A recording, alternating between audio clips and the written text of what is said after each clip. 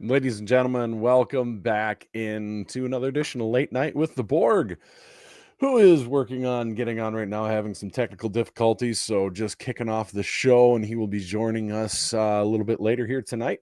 But thanks for being in, you lunatics here. One hell of a day overall. Really enjoyed myself. But before I get into that, of course, thank you for everyone joining us on the Jackrabbit Illustrated Facebook and YouTube, as well as the FFN YouTube channel. And as always, Jackrabbit Illustrated is proud to have Kubota Dealers of South Dakota be their title sponsor. Really appreciate them jumping in. Kubota Dealers of South Dakota, locations all over this great state. You're always near some Kubota dealer to get yourself into some orange equipment today. They also have parts, service, and anything in between, anything to take care of your acreage, homestead, or farm. They've got you covered with reliable equipment and service should you have an off chance need it, or just that yearly service taken care of for you.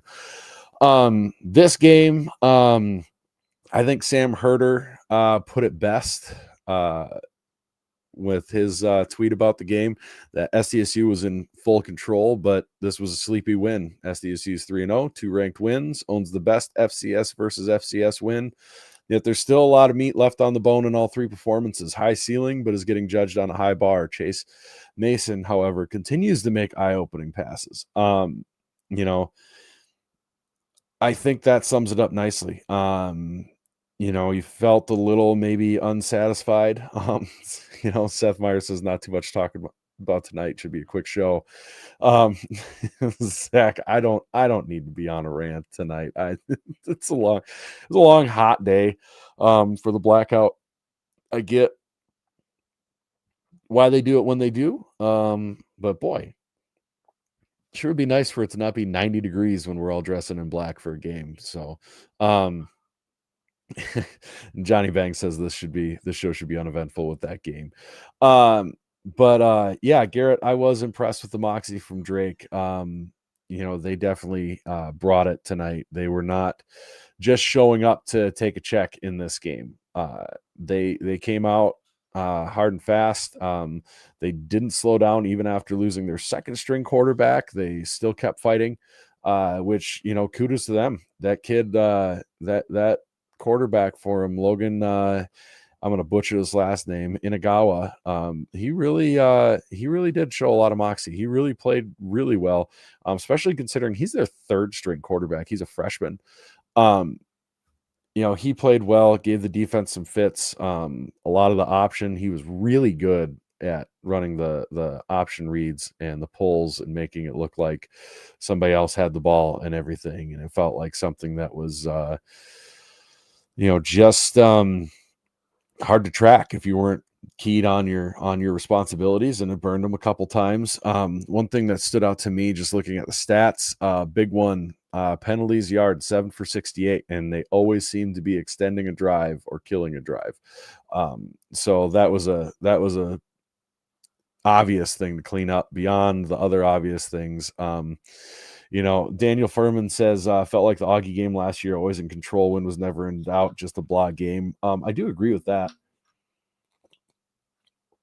But I also think, as a whole, this year's team reminds me, if with the vibes, if you will, of 22, if I'm remembering right. In 2022, everybody for the first 4 or 5 games, was always asking, where's the explosive plays? Where's the explosive plays? This team doesn't have any explosive plays.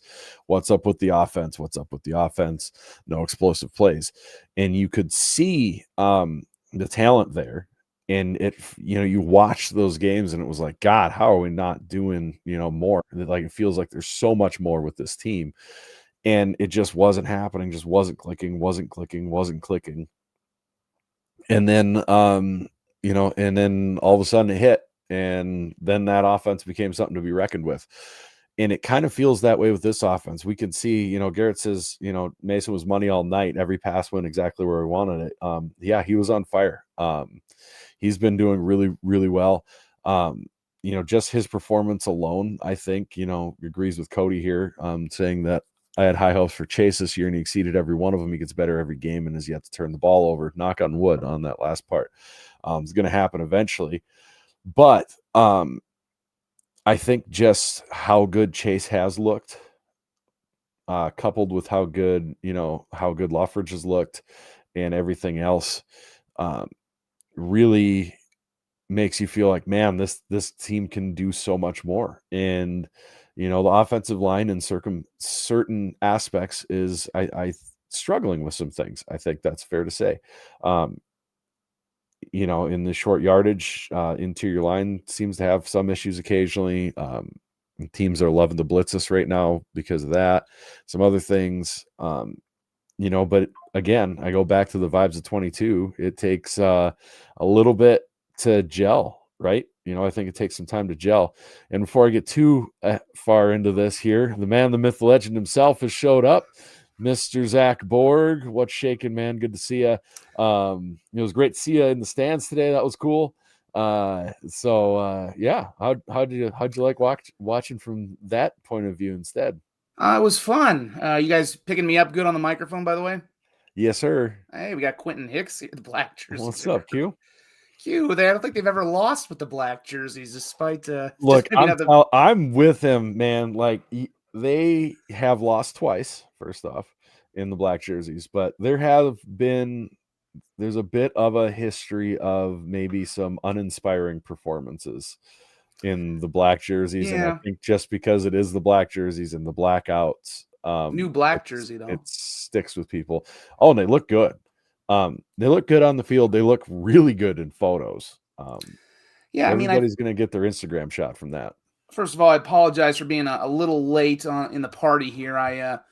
The Borg cave's not quite ready for my tour that I've been promising people, but we're getting there.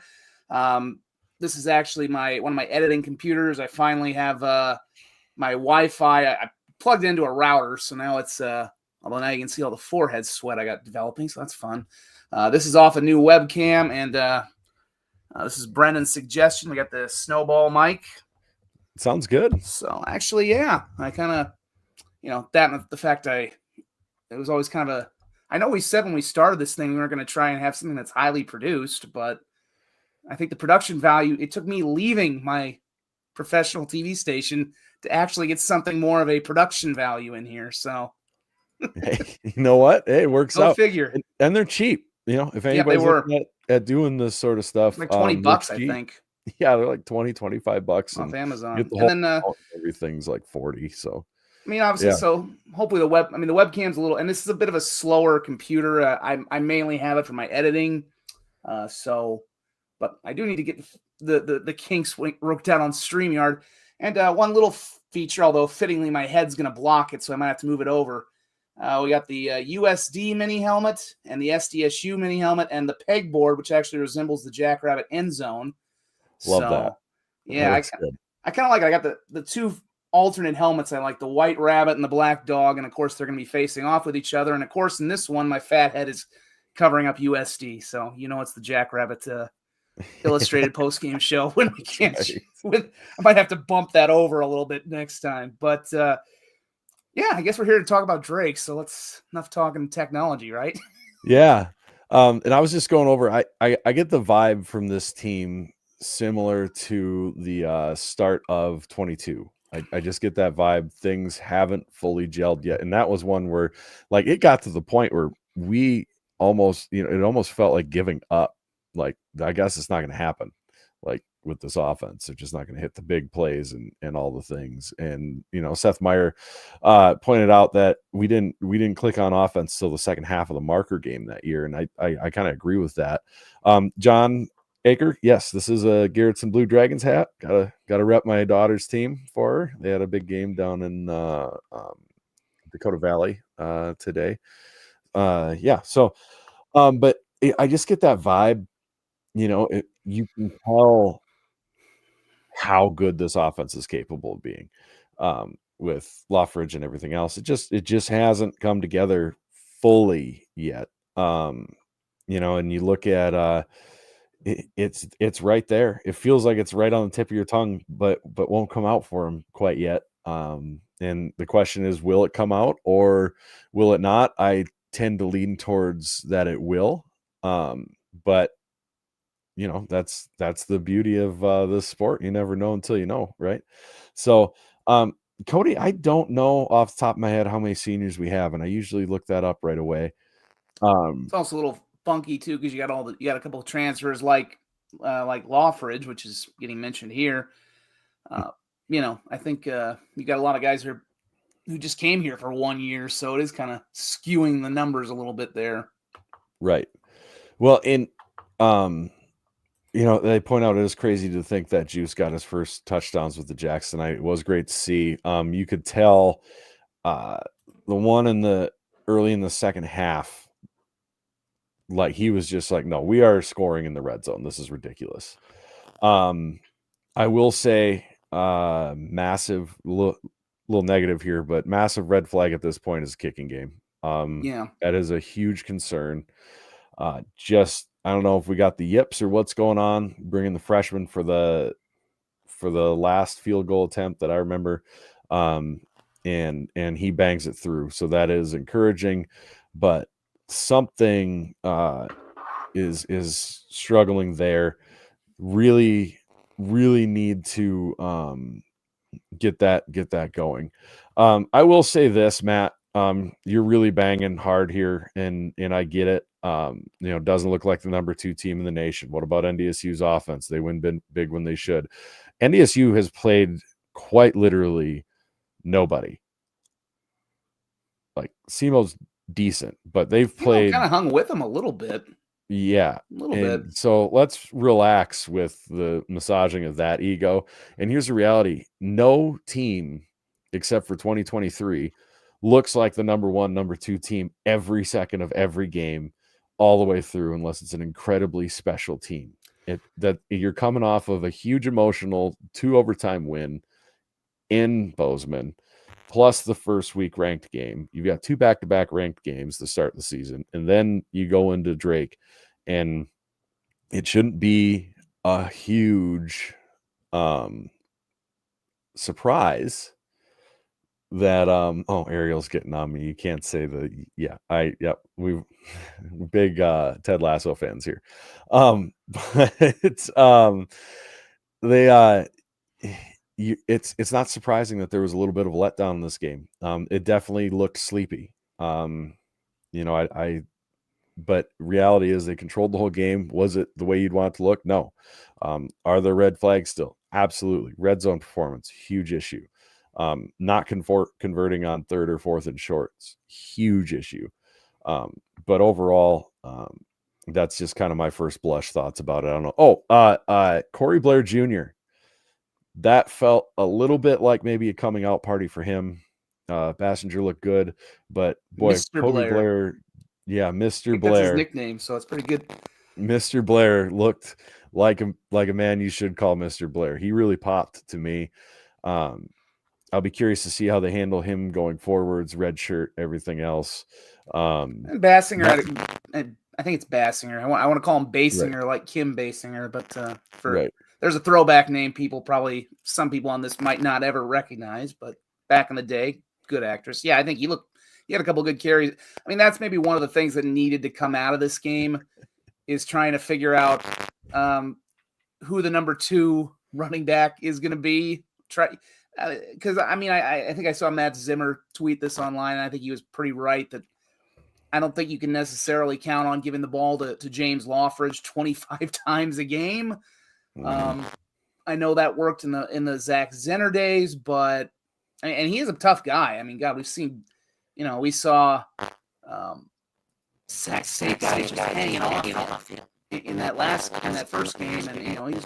Oh, we're going funky on your mic here a little bit, at least on my end of things. I don't know if anybody wants to chime in, but it sounds a little fuzzy. Maybe I'll put it a little closer then here. Better? Yeah. Better. Yeah, that's better. This is Zach with the nighttime vibes on Jackrabbit Illustrated, telling y'all to calm the F down. This felt like an exhibition game, and it was an exhibition game for all intents and purposes. intents and purposes. I always get that wrong. So doesn't matter what mic I have, I'm gonna get that wrong. See if I can place this a little Well, that's all right. better here. But it's the nighttime vibes, guys. It's not. That's right. We're not too worried about it right now. And we still got a fair amount of static. I wonder if it's your earbud. It could be my earbud too, but I need to get better. Yeah, sounds like a cable issue. Well, I could always turn this off and then just go with the microphone on my webcam. So let me see if it could be. Yeah. You say it's good right here though? Yeah, like the sound quality's super good. It's got that staticky cable noise issue is all that is what it is. Well, we'll see. I'll play around with it here as much as I can. Like I said, I need to get the speakers set for my main for my setup here too. So switch that around. I'm still working through the bugs. Luckily, I got two. Luckily, it was Drake, and it's we have 2 weeks in between. So yep. I'm kind of like the Jacks right now. I am. I'm just see the working through the kinks. Yeah, we can see the potential. This isn't the Marker post-game show. This isn't the USD post-game show. This is the Drake. Right. Let's be real here. No, I think I can't remember exactly where we were, but it's never. I mean, this was a game they knew they were going to win. They've come off 2 of the toughest FCS to FCS games, anyway, that we've seen this season. And I just think, if you look, and, to your point about, nobody but the 2023 team is going to run through people. The 2023 team gave up a touchdown drive on their opening series to Drake at Target Field and trailed 7-0 in that game. Now, of course, they went on to win 70-7 because they were that good. This is not, I'll enhance that. This is not the 2023 team. Even if they go out and win a national title this year, and we're partying in Nashville I think the game's in January still. I don't know if they moved it, but either way, point being, they're not going to be that kind of a team. This is a very good team, but yeah, I think to your point, it is a lot like 2022. It took that team a while to get going. When they did get going, it was certainly a very good mix, but you're still talking about a team that has a new running back, a quarterback who hasn't been a starter since he was in high school of 2019. And he looked good. I think he looks good so far. Chase, if you are watching or listening this, my one critique, slide, my brother. Slide. God. Right. Stop lowering, especially in the fourth quarter. Stop lowering the shoulders. Right. We don't question your toughness, but you were a great baseball player. The fourth down. Yeah, I thought the fourth down, actually, I'm a little surprised they called that back. I was sitting with my wife near that, and I thought that was they called it short. There was also there were a couple funky spots in the game. I don't know, but back to that point, I mean, Chase, you were a great baseball player. You almost got drafted in the Major League Draft. You were all set to play at Nebraska. Just getting dunked on. Yeah. Okay. Did you turn that other one off? Well, it's just kind of an automatic one on my thing. I don't know. Maybe I'll turn the other one off. I'll turn this one off now and work through it. We'll see if it's that or your earphones real quick that way. It could be my earphones. Oh, that's actually a good point. Well, okay, actually is a good point because I do have the earbuds on. I got a wireless set of things I haven't unpacked yet. So yeah, I bet that'll make a world of difference. Yeah, on what you were talking about, yeah, you were a great baseball player, Chase. I bet you know how to slide real well. You're a great baseball player. You can't tell me you've forgotten how to do a pop-up slide. Right. So he was going to give me a complex on that last drive. The last drive I remember was when Mr. Blair scored. Man, he took so many hits on that drive, and it's like, brother, it is Drake. Let's just get you out of here healthy, my man. That was wild. He really he went like Montana State and Sac State, he almost was over the top avoiding contact, and then he just pinned the needle this game completely differently. That's the way it felt to me, and all of a sudden he's just trying to run everybody over. Yeah, yeah, Seth, you're right. We do need to get to the point where Chase isn't running as often too. I felt that a fair amount of those weren't designed runs. I just don't. It was more escaping the pocket, taking what he can get because he didn't see anybody open from where he was at and going for it. The fourth down thing to me is kind of a non-issue, I guess, in my opinion. Like, we're playing Drake. If that fourth down spot is our problem, then we've got bigger problems, I'm obviously on the other end of the field. I think the tough part is with the angle, the cameras and everything in the Dana, and just, with it being not an NFL size, Big Ten network size production, you don't have the volume of cameras, and there just wasn't a good angle to be able to tell really where he went out. I don't think there was any way to definitively prove that. It does drive me crazy that they've just gone to the calls upheld instead of confirmed or whatever the other one was. That drives me a little crazy but in the end, I think we all can use our brains pretty well, and you can tell whether something, we've seen enough reviews at this point in our lives to be able to tell the difference if it's going to be upheld or if there just wasn't enough evidence. And I think the NCAA is just trying to eliminate the controversies that really don't matter when they say something was confirmed and it probably really should have been just upheld instead of confirmed, and just take some unnecessary conflict out of it. So, but yeah, that drives me crazy. I just don't think there was a camera angle to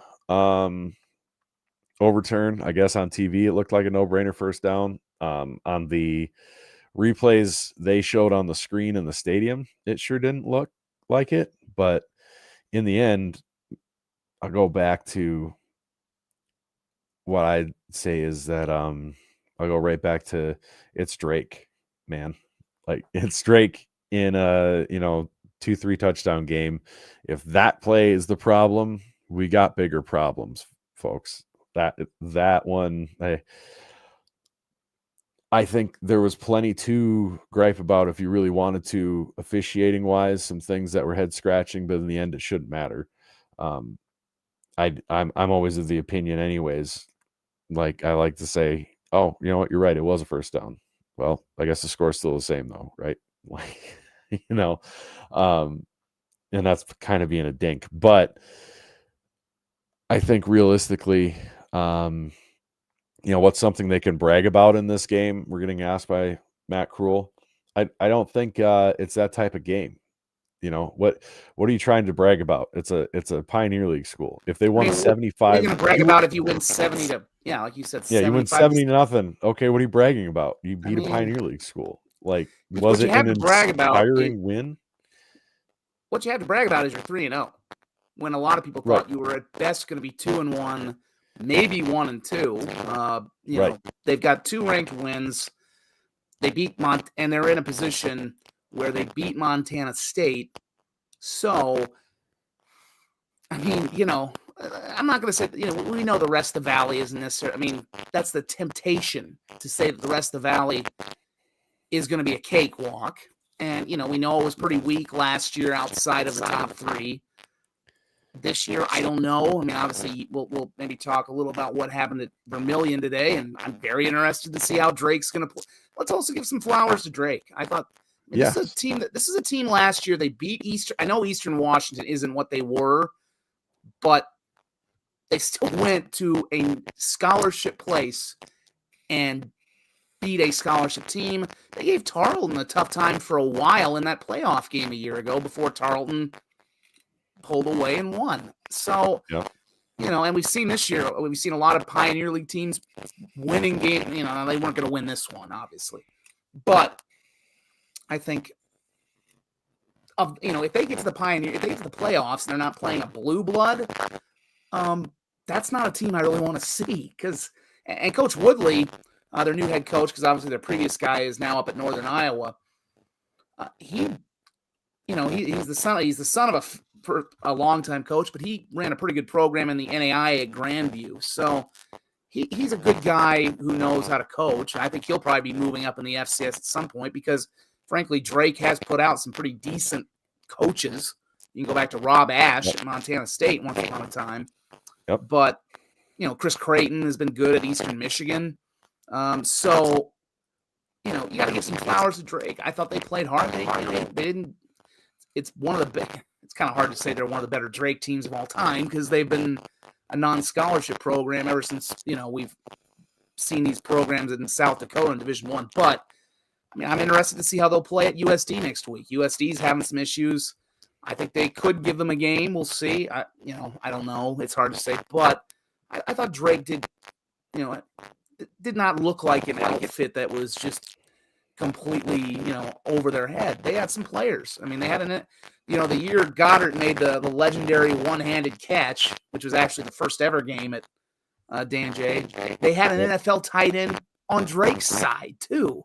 They had a guy get drafted. So this isn't. Again, I never felt, and somebody else wants it. I had one person next to me say they're going to lose this game after they missed that field goal. And I'm like, no, they're fine. Other than the fact it's a non-scholarship team, I never felt like this game there was an iota of doubt that they were going to win this game. It never, even after the first drive, because as I mentioned earlier, we saw it happen with the 2023 team, gave up almost the same exact kind of opening drive when I hit at Target Field. Are there red flags? Are there concerns? There should be from every game. But, I just, after, we kind of said it last week when maybe people were trying to nitpick the Montana State win. I don't know how much you can really nitpick when this team's 3-0, and most people at minimum expected 2-1. Minimum. Right. Well, and this portion of the podcast, the Clean It Up But Be Shiny, is brought to you by Blue Tide Car Wash. Blue Tide Car Washes all over the great state of South Dakota. So far in Mitchell, Hartford, Sioux Falls, and Brookings. They are an ever-expanding march to take over the state. Blue Tide Car Wash. Get yourself a monthly car wash plan and get everything cleaned up. Really nice. And when as many times as you want. Just drive in circles and wash your car all day long if you want. You can do that. I've almost done that a couple times. Just making sure I got it really clean, nice. But you're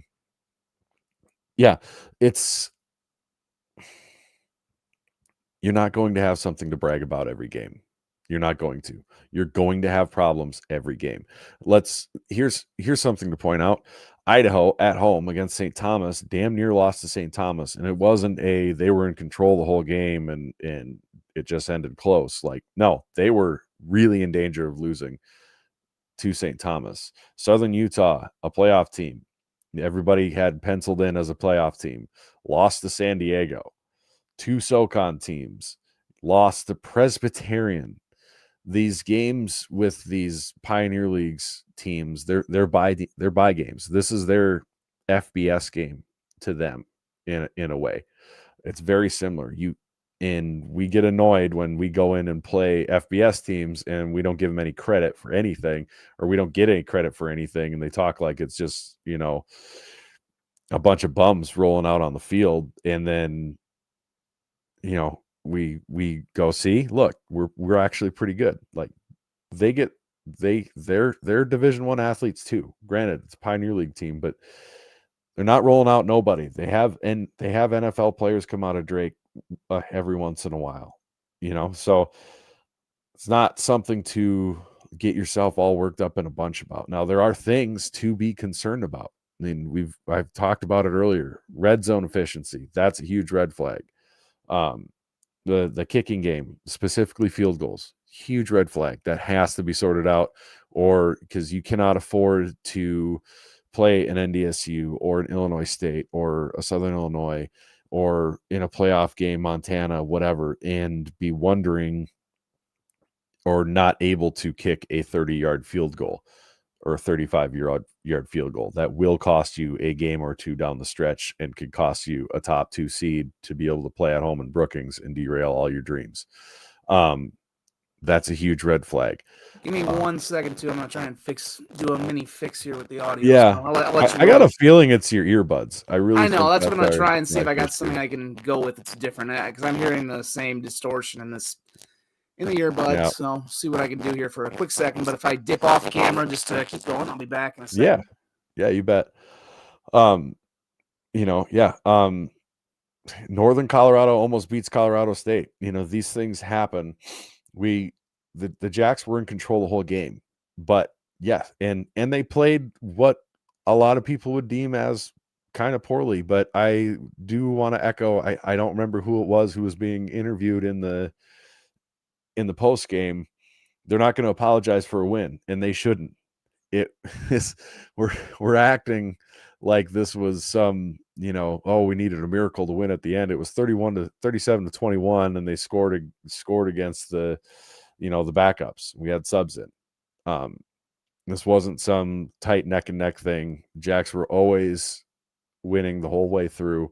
It was just they didn't look crisp, and they haven't yet, and that happens. Am I thrilled by it? No, but I guarantee the team's not either. They're not sitting back patting themselves on the back. They did just win 2 top 25 FCS games.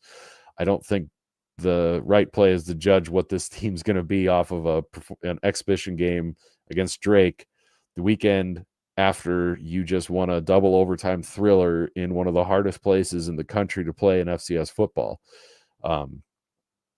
Let's not be nuts here. And I think most everybody in the comments is kind of on board with that. So I'm going to stop banging that drum. That's quite enough from me. Other than that, there's really not a lot to talk about in this game. You gained 436 yards, again, a bunch of yards, average 6.5 yards a play.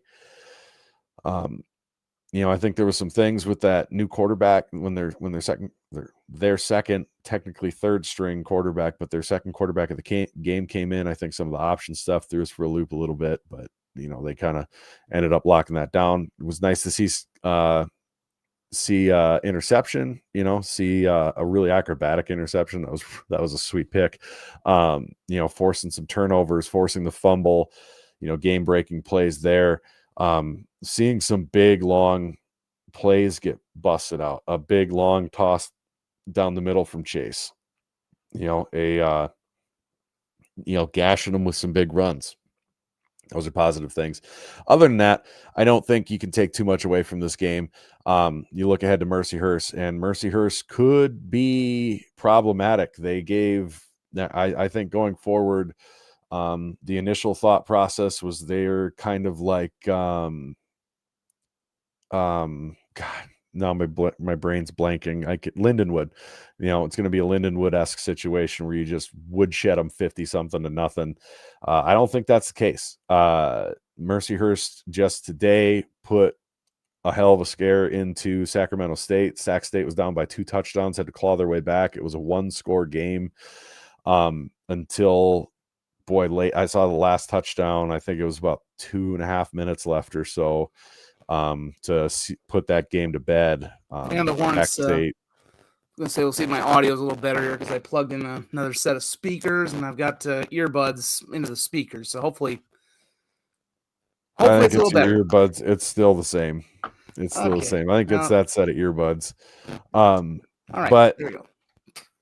Let's go with the speakers. Yeah, it was 49 to 28. It was 35-28 until the last touchdown busted out for Sac State. So, that JV squad gave the varsity a real scare today. So, Cody, we have not heard anything about Reese's injury. Anyways, I haven't personally. good, bad, or indifferent. All I heard on the radio was that it's going to be a longer term. He'll be out for a little while. I don't know how long a little while is. Right.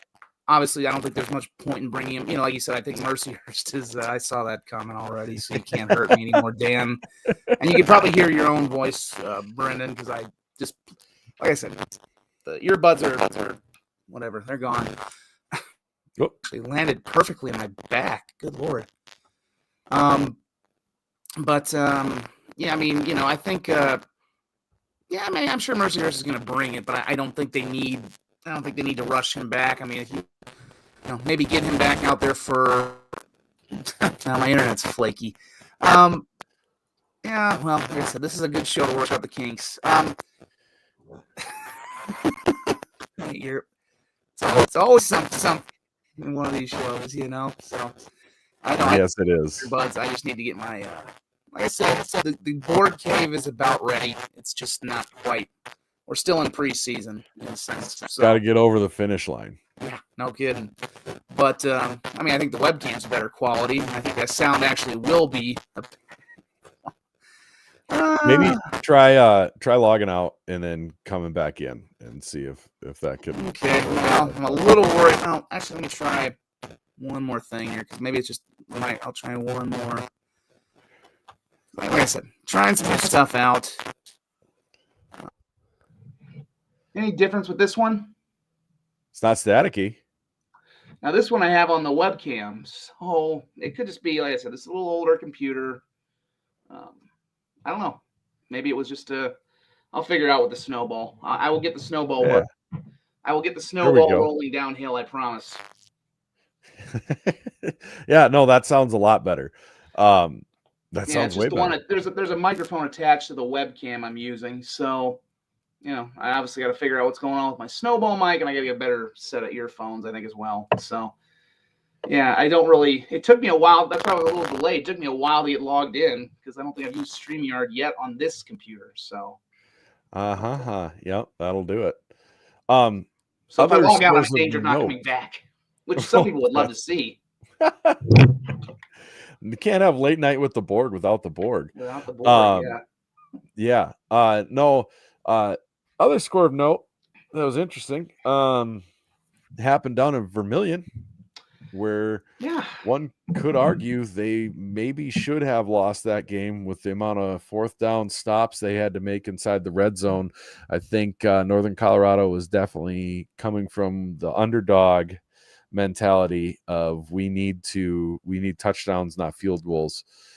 And they got stuff from what I saw at least 3 or 4 times inside the red zone, which was wild. They threw for 336 yards on the Yotes, put up 427 yards of offense.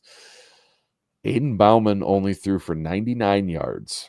It was 7-19 with a pick. That's a tough line. The Yotes, they were able to run the ball. They ran for 307 yards. They had one guy came up 5 yards short with 301, L.J. Phillips. And this comes right after they had just, days earlier learned that Charles Pierre Jr. is going to be out for the year. And I saw, that stunk, because he was genuinely looking really good. I think I know he had a fumble that kind of led to some of the stuff at Lamar. But, yeah, he was 5 yards away from breaking their all-time record, which actually came in a loss, ironically enough, to North Dakota back in 2008. But, I watched a little bit of the Coyote. I watched a little bit of the Coyote game. Yeah, they could have been Washington State. That was worse. Yeah, that was worse. But, I don't know. I will say Northern, hey, unlike my alma mater, CSU, right there. Come on, Thumb, find it. There you go. I'm all this time on a camera, and I never know how to point when I'm on air.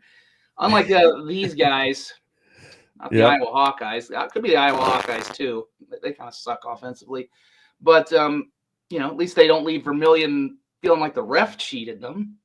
Because if we're being honest, last week, It should have probably been Northern Colorado. Probably should have gone to Vermilion with an FBS win under their belt. Yep. But I mean, any voter with USD in the top 25 better get that same energy. I still think I'm a little surprised they were 12 after Lamar. I'm struggling to see it right now. I just in the top 25, but they're definitely on the brink at this point. It's more because, and it might be as much because of what they did a year ago. But I said it a week ago here that I think Bauman is definitely dealing with some of the same stuff we saw with Mark Gronowski last year, where he lost all the guys he had a lot of chemistry with. He's really keying in pretty hard on Jack Martins, who is one of their only returners. I don't know what's going on. I don't know if Javion Phelps is hurt, because I keep thinking he's going to be a break. I mean, he was the guy who, of course, had the big touchdown catch to beat NDSU last year. A couple of big catches in that game. But I don't know if he's hurt right now. I'm not sure there. But, you're talking about entirely – it took Mark and last year's crew some time to sync up, because you have just, and this is even different because these are transfers. It's not like at SDSU a year ago where a lot of the guys they had were guys who had been there and had worked. I mean, some of these guys came in at the last minute, considering who they lost in the portal. So, but he's not. I would also imagine if Aiden were here, he would say Aiden is not playing well either. I mean, he was missing some throws. We saw that at Lamar. I don't think Iowa State's a great judge because Iowa State is good now. Somehow they ended up at Arkansas State today, so go figure on that one. But, Aiden's not playing well. I think defensively they lost a lot, although I think they do have to be pretty happy with their short yardage defense, which you alluded to. But they've got some issues, and that's why I'm very curious to see what happens, even though we'll be on a bye.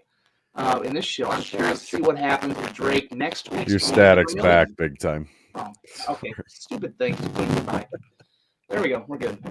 Figured I'd give it one more try because I know you don't necessarily like having an echo. I don't know. It could be this computer. Might have to go back to my laptop. But yeah, I'm very curious to see what USD and Drake, how that plays next week. I'm assuming Drake will probably run that same quarterback, depending on how bad their original I mean, they were down 2 quarterbacks. So, but yeah, we'll see. I mean, it's, they won. I think maybe Northern Colorado is a little better than they've been over the years because, whatever you think of USD, they probably should have beaten CSU. We'll see. I mean, there's definitely some issues there. The defense is not what it was a year ago at USD, and it's been such a crutch. It's always a software problem, except when it's not. Yeah, but yeah, I don't know. I think they have to lace like the running game probably because they seem to be running the ball well, and the offensive line generated good push. And like I said, they got some good, at least when you bow up and stop a guy on 4th and 1. I don't care who you are when you're making those short yardage stops. That's at least something you can build on defensively. They lost a lot of stuff on the back end. They lost some really good. I mean, people remember who were at the game a year ago, Dennis Shorter. I mean, that guy was just lighting the, if the Coyotes had won that game in Dan and Jay, it would have been the Dennis Shorter game because he blew people up in that game. He's gone. They lost a lot of people on the back end, so they're struggling. We'll see. I mean, it's a long year, and the even worse news is they got to go to NDSU in 2 weeks, and I'm pretty sure the Bison, who had their last homecoming spoiled 2 years ago when they played USD, would like another shot at them, especially considering the loss last year as well. Yeah, I gotta agree with Borg a little bit, or with Zach McKinnell a little bit here. Top 25 argument wise, if you're putting together, the only reason you can argue for them to be a top 25 team if you're putting top 25 teams together. Week 3, we have 3 games of information now, is that you think from the offseason that they'll get better. And that's not a real argument to have a team in the top 25. Like 3 games in, you've got to have at least one game to show it. If their name wasn't USD and it was Drake, and you lose to Iowa State the way you do, then you lose Lamar, and then you squeak one out against Northern Colorado. Like, nobody in the world's putting that team in the top 25, especially when their quarterback's struggling like he is. I will say the more difficult thing when you're comparing Mark last year to Bowman this year is, I think Bowman is being asked to have to do even more. He has less of a supporting cast at the moment, and losing Pierre is just brutal. It just is. And granted, you ran for a ton of yards today. Big Sky defense too. Yeah, I mean, in Northern Colorado has not been a good defense over the years. Traditionally, really bad Big Sky defense. So it's tough. I'll be putting together my Redshirt Sports poll, and there's gonna be some heavy questions asked in my mind about USD, and I think at this point they're to the point of having to prove they belong in the top 25 instead of having to prove that they don't. I'll say this for the top 25. I mean, obviously we can kind of throw the coaches poll out because it's been a joke for a while. Yeah. Oh my God. I mean, if you look at the coaches poll right now, Mercer was in it, and Mercer's only game was that loss to a non-scholarship. I haven't checked how they did today.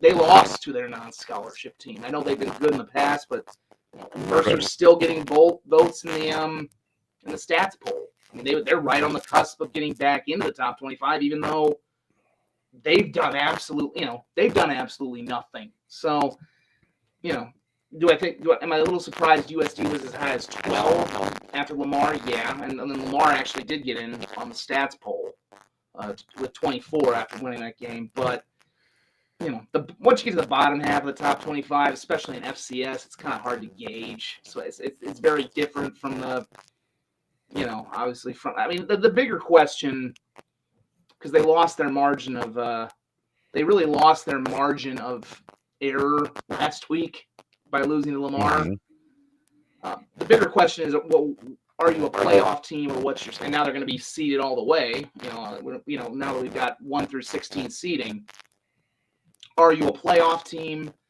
Are you playing in week 1? And I think that's the question that they're going to have to grapple with right now.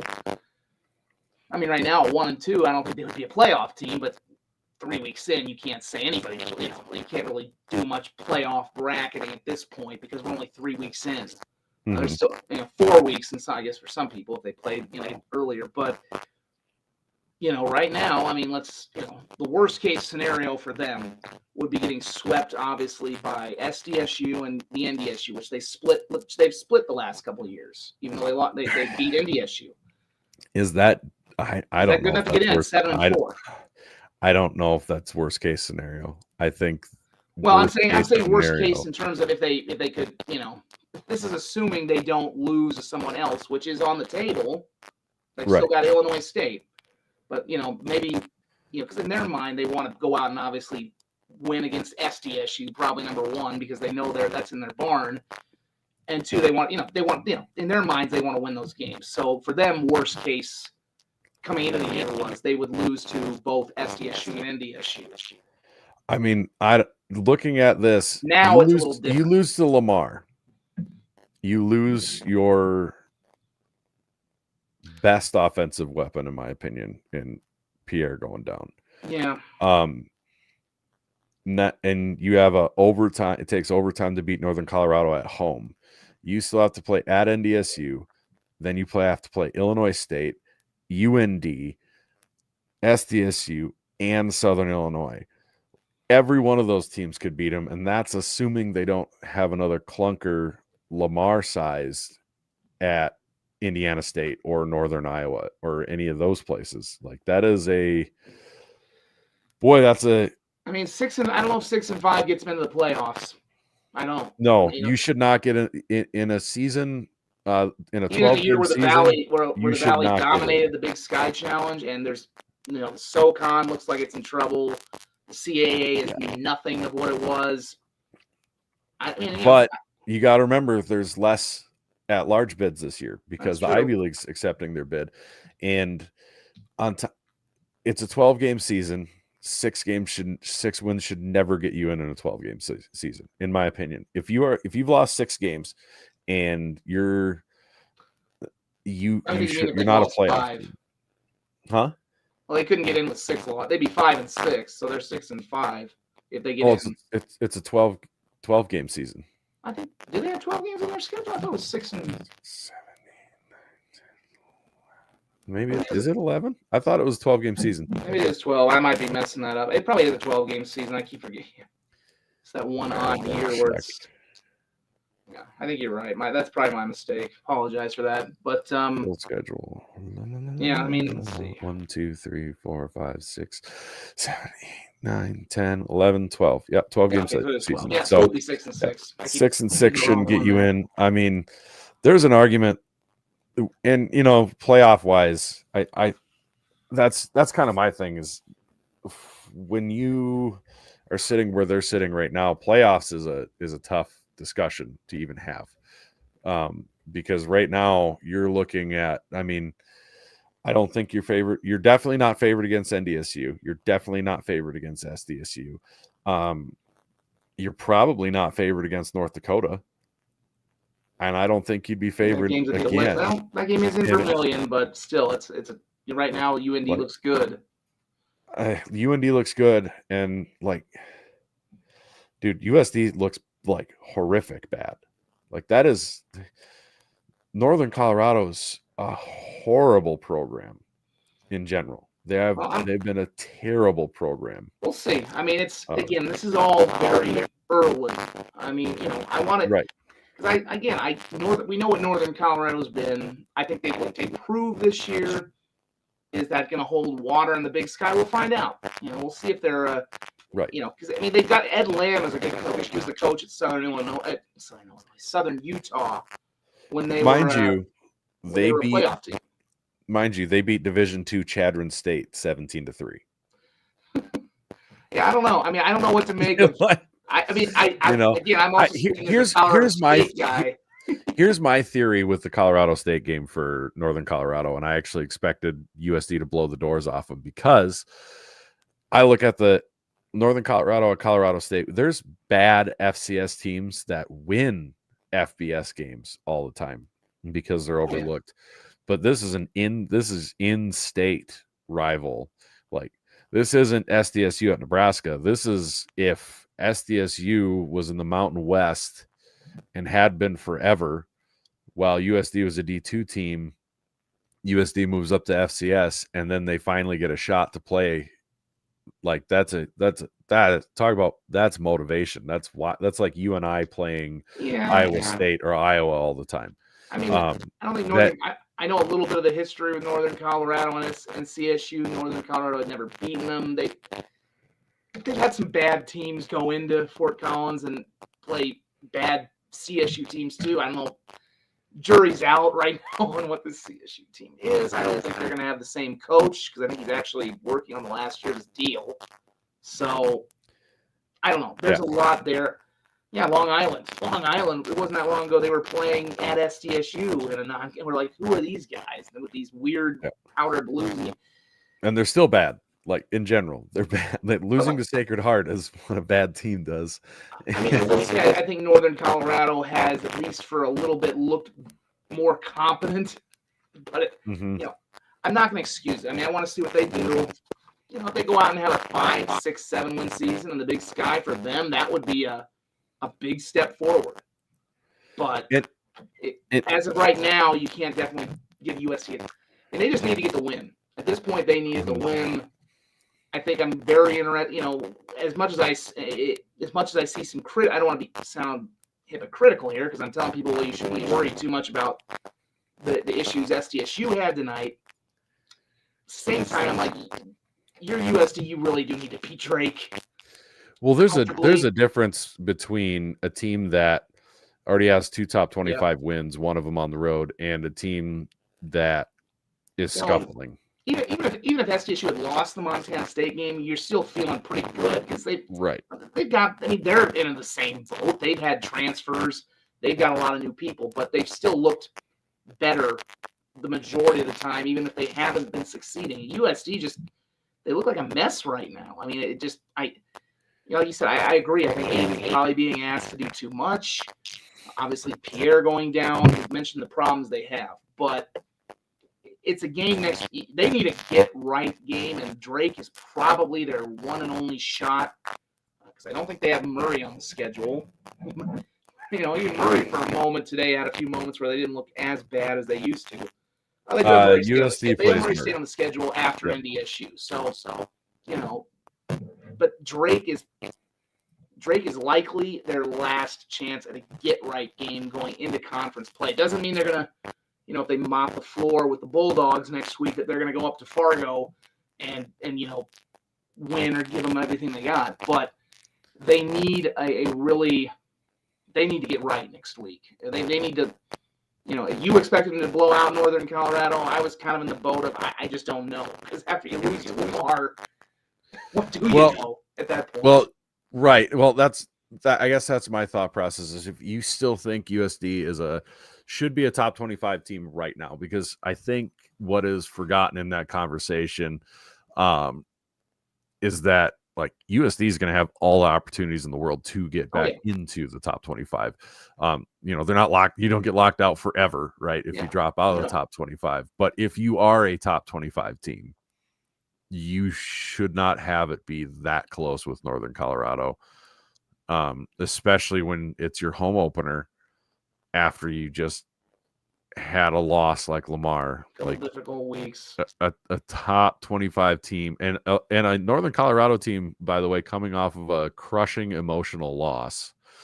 You got to win that game by more than it from a top 25 voter perspective. You got to win that game by more than overtime. And it's just with the top 25s, the voting is it's just such a different realm with the FCS. To me, being 20 to 25 in the FCS isn't that much different than being just out of the poll. Well, and there's definitely that argument for sure. I think if you're looking at that, it's that's why you got to go off a resume, because I don't care who you are, unless you are Zach McKinnell or Kevin Marshall or Sam Herder, and you're able, you cover it nationally for a living, sitting down and watching all the games that matter. And even then, even in that case, like last weekend, I sat down and watched as much FCS football as I could to grow my baseline knowledge on these teams before I vote. Right. I could not watch every game. You can't keep up with every game. It's not, half of those teams have 3:00 games, and you've only got a quad screen at best. And you know what, if you can throw up more than a quad screen, are you really paying attention to all 16 games? No, you're not. You're watching what you can. And then you got to have your ballot out by Monday morning. Right. So, and that goes for FBS too. You don't have the time to watch every team, but you can watch as much as you can to get a baseline. But that's why, the resume matters so much to me. Well, I think Garrett hit some of the big ones that, what's the resume going to look like? And, the one thing I will say for USD is I think the Valley as a whole is better this year. It doesn't mean I think they're going to be able to challenge, NDSU or even SDSU at the top. But I think Illinois State is better. I think obviously UND looks a lot better. So it's one of those deals where it's like I think it's kind of the point I was trying to make earlier is if they get swept by SDSU and NDSU, there's enough there that if they take care of their business in the other games, which again that's not a certainty after Lamar, after today, there's enough there in the rest of the Valley that they could lose both of their rivalry games. Still comfortably, I think, be in the playoff field, even despite the Lamar loss. Crap. Sorry, I did not realize that it was one running back that got all those rushing yards for USD. Yeah, he had 301. Well, no, Reed Watkins had a. I'll look at it. They Reed Watkins a little bit. But he had 301. Yeah, it was. Watkins only had 5 yards total. Really? and he must have got his long was 7. So you can imagine how the other ones went. I wonder if he LJ Phillips Jr., they ran him 35 times for 301 yards and 2 touchdowns. That's wild with Watkins. That's carrying the load there. Good thing he's 5'9", 225, because you need to be a thick boy to handle that sort of a load. Holy smokes, he is. Yeah, but on a different note, he'll be player of the week in the Valley. Just FYI. I'm betting, 2 touchdowns, 35 carries, 301 yards. Yeah, like I said, it was 5 high school record. Yeah, that is absurd. But yeah, I mean, I'm a little, I've seen this Reed Watkins line now, and I'm like, I heard the second run. He was running well, but I think he got dumped for a couple of really bad losses. So he was running well for. I don't know. I mean, I remember they had a transfer back from West Virginia. His name escapes me right now, but he's not factoring in at all, or he's hurt. I don't know. Like I said, it'll be interesting. Like I said, there's enough meat on the bone, I think, this year in the Valley where they could lose to both SDSU and NDSU, and if they took care of the rest of their games, they're comfortably in the. They're not. I don't think they'd be a top 8 seed. I think that's long gone unless they do go out and beat SDSU or NDSU, but. There's enough there, and unlike last year, I think last year they were still last year they were in a different position, but like last year, if you're a team that is going to be on that playoff bubble and you don't beat any of the high end Valley teams, I don't know that you get in. It's more of a question. I think this year the Valley as a whole is better, so they they would prefer obviously to beat SDSU and NDSU. But I think they would still get in if they were 7-5 or 8-4. I think they're comfortably 8-4. I think you're a shoe-in the Valley if you're 8-4. You're obviously, you have to beat Drake, but then that means the rest of the way you've got to 1, 2, 3, 4, 5, 6, 7. You got 8 games. You got to go 6-8. That means you either have to run the table and lose to both Dakota States, or you've got to snag one of those. Yeah, I think if they're 7-5, they got to snag 7-6. Oh yeah, 7-5. 7-5. 7-5. Yeah. Math hour on late night with Borg. Right.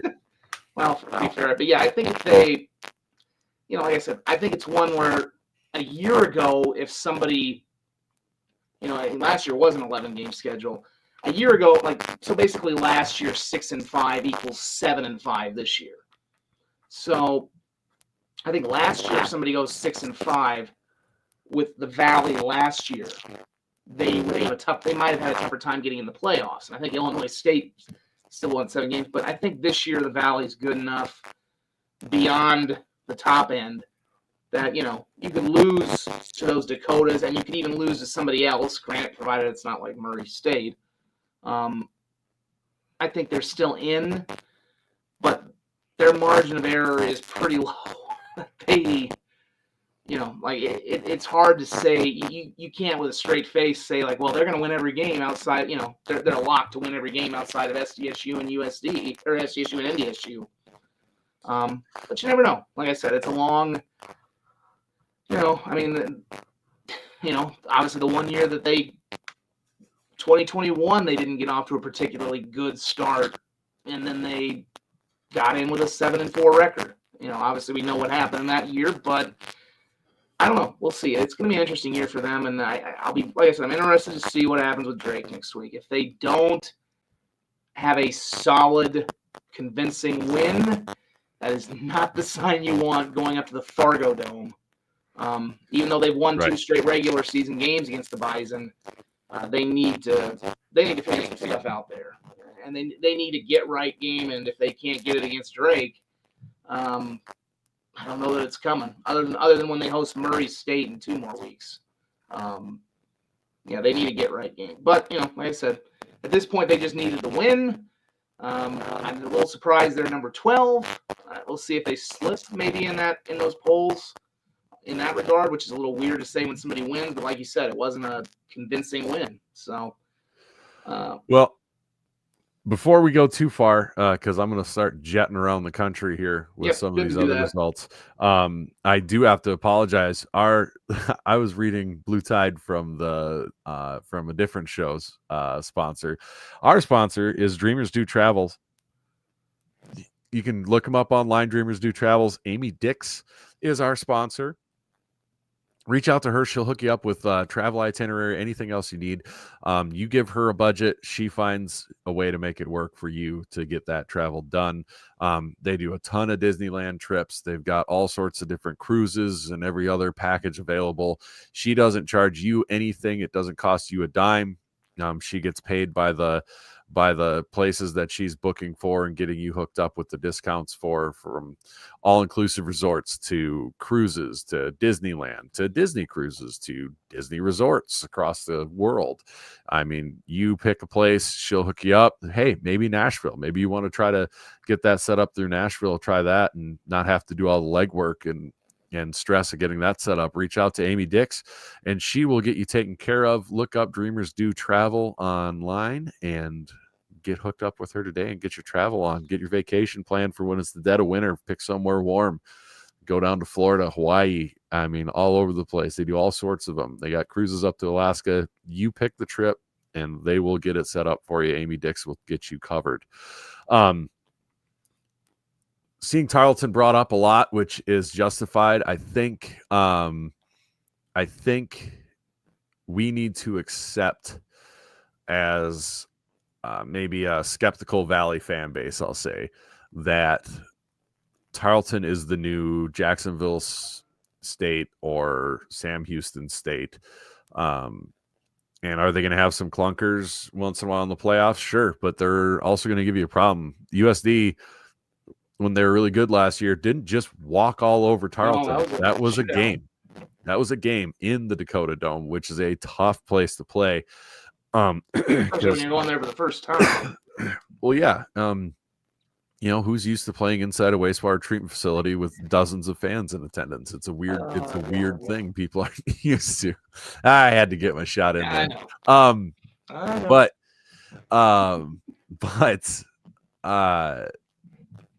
they're going to be highly ranked. They will get a high seed as long as they don't stub their toe.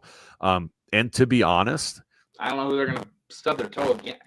I mean, I'm telling you, the UAC right now looks damn good. They're better than the SoCon. Well, SoCon used to have that argument, but yeah. I mean, maybe here's the other thing that we will come more into play here over the next couple of weeks. I've brought this up a little lightly, but let's just assume, barring anything could happen. Let's say that both SDSU and NDSU are unbeaten going into the marker game. Obviously, whoever wins has got the inside track to being the number one seed in the country. But whoever loses, should they be the two? Well, I'll preface this by saying I don't think the committee is going to make the Valley runner-up number two, because I think that would look, you can imagine the holy hell that's going to rain down. But, at this point, if Tarleton's unbeaten, I think they would be the number two. Well, you know what? And I will say this, and I agree with you. It's part of why I was annoyed last week when NDSU and SDSU stayed the same. And I get it. NDSU looked really good. But, we have all these pundits, for lack of a better word, saying we love these games like Montana State and SDSU. We love these games. We want more of these games. And then the reward is you stay exactly where you were. And now everything matters about the mark. And it would anyways, right? It matters anyways. But your reward is that nothing, basically, in the polls. So then I was told, well, that if SDSU stays clean and then loses the marker game, this game basically means that they'll be number two. I don't think so. No. Looking at how Tarleton's going to be. Now you're dropped to the 3. And unless Tarleton stubs their toe. But in that hypothetical scenario, right? Now, what was that game worth? right? And that's what annoys me. Side of the bracket from NDSU. So we always say, we want more of these games. Well, reward it in some fashion then. If you want more of them, don't reward the team that played the School of the Blind down south who lost everybody, and that's not NDSU's fault, but they did. You reward them because they beat them 56-0, and they only gave up 9 points in 2 games, and great, that's wonderful. They played nobody. And I guess I'm talking big about that. I haven't checked how the Citadel did today, so maybe they went out and won big and will make me eat my words. But overall, like that's frustrating. But in the marker game is going to mean everything. That's the reality. Citadel lost to Gardner-Webb 23-13. Okay, so all right, I feel vindicated. Now, so. I feel vindicated. That's annoying to me. But yeah, I agree. If Tarleton goes number 2 or goes undefeated, they'll get the number 2 seed. And they have an FBS win against what looks like, that's the other half of it too. They beat Army, who then goes on the road and wins a Power 4 game against Kansas State. Oh God, who did Tennessee State play? Tennessee State, they were playing like Alabama A&M, I think. I think that was also at that Nissan Stadium, and Zach's telling us that I haven't seen that score, but I know I think it was Alabama A&M. I could be wrong. And let's say this, that they just went into Central Arkansas, who is down this year, but they won on the stripes 56-10. Nobody wins on the stripes 56-10 on the birthday cake. That's wild. Alabama A&M 23-21, by the way, over Tennessee State. So yeah, it's what do you do? But the UAC in general, you've got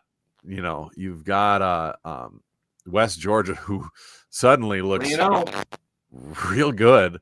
And they were down like, I think 11, 5 minutes to play, and they win the game. I mean, it's a shame they're not playoff eligible, because to me, they look like they'd be a team that would at least get to round 2. Well, they basically in winning that game against East Tennessee State, basically just took the SoCon's chance of making the playoffs and did the whole action movie, walk up behind the bad guy and just snap his neck and threw him away. Like SoCon's, they're cooked. They're done. You're getting your auto bid, and that's it after that performance. But overall, that conference, man, they've been pretty good. Austin P has been looking good. Tarleton, obviously. Let's go P. They did beat Morehead State today, so that's not much. But yeah, they've been good. I mean, right. Abilene Christian's been a team that was, they were a decent team a year ago. I don't know if they've got as much back this year. They lost, they kind of, they're 1-2 now, but they lost 42-21 at TCU today. And it was never really much of a game, but it's a team that, that's a league that unlike past years, because I remember back in 2022, is the Dakota Dome Fly returned? No, I thought a light of mine just shut off or something, but go on. Well, your Jackrabbit Illustrated sign is still going, so that's the most important thing. Yes, I've got to stop that thing from flashing. I like that thing, man. Come on.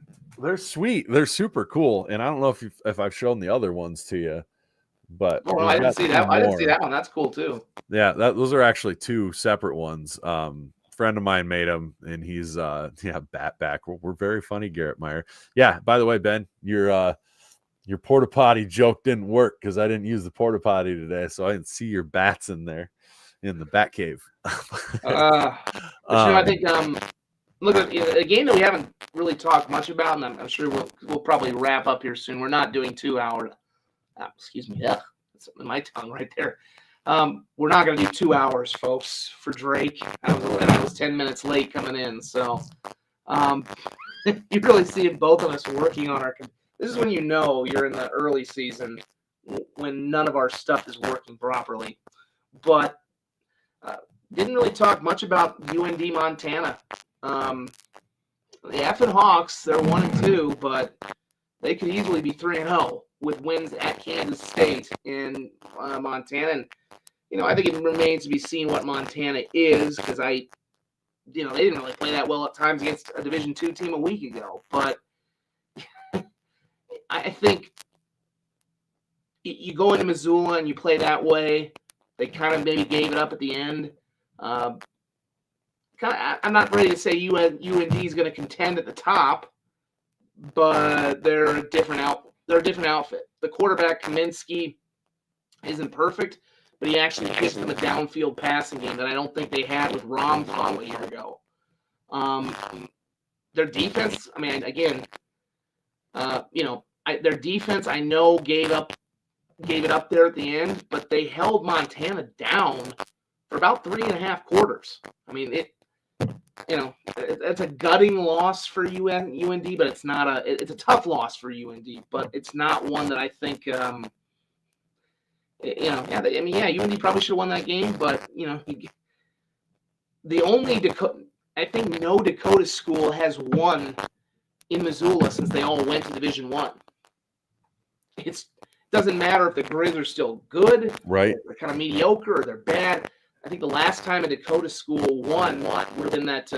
I know NDSU beat them when they were Division II, actually. Yep, the D2 upset. Yep, but that was not. They were not D1.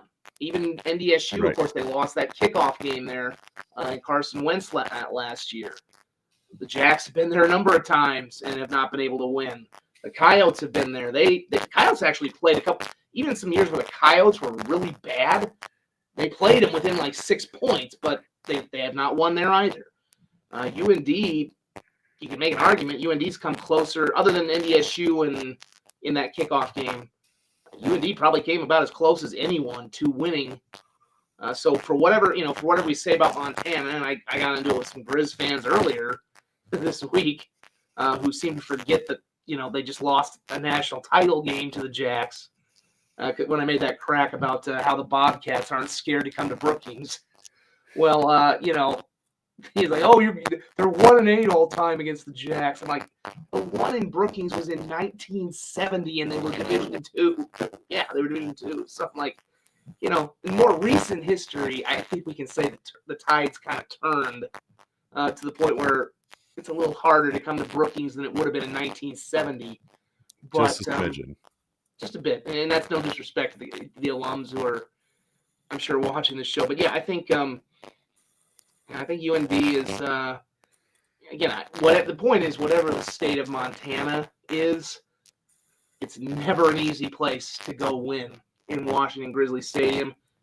And the Effin Hawks were, maybe they might feel like they blew that game, but they were right there. And I think they've got some defensive pieces, and they've got a quarterback who can sling it a little bit.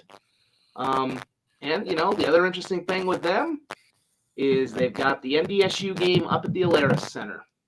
Yes. Weird things happen in that building. So, I wouldn't necessarily chalk NDSU into that win just yet. I think that's going to be, the last 2 times they played them in the Alaris Center, UND won big, and they should have won in 2021 if they had quarterback play. I mean, that's one of the things that's kind of remarkable about the fact they've been competitive with the Bison in those 2 games at the Alaris Center. I know the previous guy, Schuster, I always thought he was a little overrated, but whatever. He won. And yeah, the Jacks play up there too. I mean, that's kind of difficult play. No, I think the Jacks, don't they host UND this year? Nope. They go up to the Hawks. I thought they went there last year too, but I'm getting my ears crossed. Because I remember in 2022 they played at. Yep, it's the last game of the season up in Grand Forks. What they had been doing a lot was going. You played NDSU, UND, USD, back to back to back. Actually, it was NDSU, USD, then UND, back to back to back to back, all over and over and over. They did it like 3 or 4 times. The one thing I'm thinking of is they had this rotation for a little while there where the Jacks were playing both North Dakota schools either on the road or in Brookings, and yeah, there it is. Austin says Okay, so that's why I'm thrown off by that, because it is a schedule. Yeah. That is weird. That's back-to-back years. Redid the schedule with teams leaving Western Illinois and such. So thanks, Western. You're garbage, and you're so. I mean, yeah, that's gonna be a difficult game for SDSU. I mean, it's always been seldom is it easy for they've struggled to win there, and I think the new coach. He's obviously giving them a kick in the pants where Bubba couldn't, and Austin says most states. That's the other thing too. If you get most state leaving, is probably the other big factor in the scheduling quirks. But and like I said, they've got a quarterback. I mean, when you think about when UND was really good at the end of their Division II run, and when they won a national title, actually in Division II, they were known for always having really good quarterbacks. Whereas the rest of the old NCC, especially NDSU, which was kind of the old option, wishbone, whatever, UND would back in the day was the team that was a little more, they were the more modern Division II team. That's how they won a Division II national title. Is they had a downfield passing game, and a lot of others didn't. And it's been kind of shocking to see that go away. Again, I know some people really will stand behind Tommy Schuster up there. I was never that in love with the guy. He wasn't the best quarterback I ever saw. He wasn't the worst quarterback I ever saw. But, they've not had a dynamic quarterback presence up there. I don't know. When's the last time they had a quarterback that you feared? And right. Maybe this Kaminsky guy's it. We'll see. But if they could get that element back in their game and be explosive, they still have a couple of decent running backs. Somebody else points out they're playing kind of a 3-5. They're playing a 3 down lineman along the front lines. So I don't know. It's a promising showing for UND. I know there's no moral victories. The Big Sky really needed that win. Because if they had lost, what do you hang your hat on if you're the Big Sky after the quote-unquote Big Sky Valley Challenge? They needed that Montana win. That would have been brutal to have basically lost all your big money games against the Valley. So let's welcome back Western Illinois would absolutely be. I mean, it's not a bad idea. I'm sure it's going to be happening. You need a cupcake, and they are the biggest cupcake right now of this. They're one of the biggest cupcakes of the scholarship teams in the entire FCS. But yeah, I think kudos to UND. I think they have a good game. I think that's going to be that's probably, even though they're 1-2, that looks like a playoff team right now. Yeah, I think that about buttons it up for us, though. I think before we get to an hour and a half here. Yeah, I mean, well, and yeah, I will also add that I like the black jerseys. We could have had a lot longer debate on whether they should have gone with a glossy helmet, or I kept saying chrome. I meant glossy. Yeah, chrome's kind of gone out, but I'm still a bit of a hater of the Vikings for going away from their glossy helmet to a matte helmet. I just don't like that look. But we can have that discussed. But I thought the black uniforms are good. I like the fact they didn't have any striping along the sides, and it was just kind of straight up black. The cursive looks great on any uniform. That's kind of an old school look, and I thought it was a good uniform for them, and I'm sure we'll see. I'm wondering if the blue lettering was maybe a little hard for the announcers to see, because I thought it popped well on the field, but when you're at a distance, that might be. There was a lot of interesting names called out that worked. I didn't hear a broadcast, so I don't know how that was going for Scotty Quaz on the radio, or how Tyler was handling it. I mean, at least they got replay and monitors there. But yeah, that might not be the most conducive lettering for broadcast people.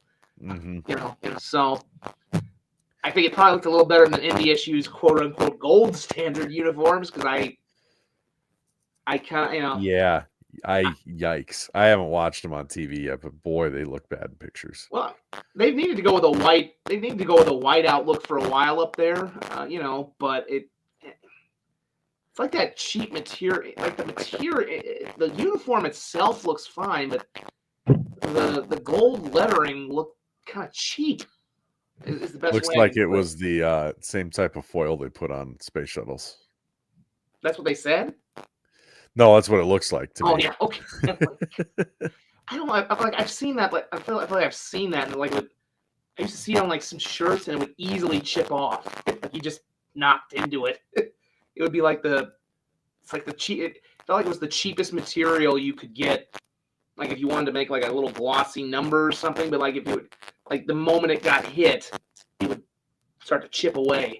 I don't know what the term for that is, but I don't blame them for strutting a little bit because obviously they've won 12, 11 titles, and you can do whatever you want. And you can certainly do this. I just keep thinking of the guy from Austin Powers Gold, remember, one of the Mike Myers characters. I love gold. I love gold. I love gold. Okay, guys. Sure, so it was, but like I said, I thought they were SEMO did a little better than I expected, even though it was a lopsided game. Obviously, some people reference Jimmy and the Washington State Jackrabbits. That'll probably be the next entertaining thing as we wrap this up in 2 weeks, because that will be CSU and Wazoo. And as I said, I really don't want to watch my alma mater lose at home to the Jackrabbits. Twice. The imitation Jackrabbits again. Yeah. And do I think Wildy should have stayed? That's probably maybe one of the last good one to end on, because he's doing well. Griffin's having good games for them, but they have probably the worst quarterback, I think, in the Power Four. He's one of them.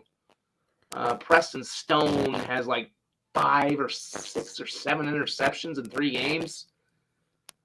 Yeah. I mean, I know during that broadcast I brought it up. They were playing Oregon, and they weren't going to beat Oregon anyway. But the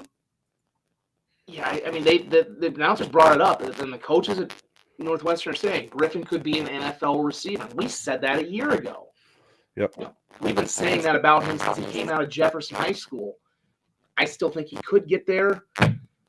I think the bigger thing he might be wondering about is, should I have gone to a different school? I don't know what the NIL offer was. I don't know if it's quite as big as I've heard the rumors, because those tend to not be quite as – there's a lot of other stuff going on with NIL. And they brought in a transfer quarterback from SMU. And the guy can't throw. I mean, the guy is one of the – you saw it in the Tulane game. I mean, it's amazing he's still putting up decent numbers, but – what if he'd gone to Iowa with Gronowski? I mean, that's so I don't. Should he have stayed? I'm sure Jackrabbit fans would have loved it, but he was getting an NIL bag, so I think that would have been a tough one to keep. And I think the question he's got to be asking is, should I really have gone to Northwestern? But there's more to it than football. There's more. There's a lot of things.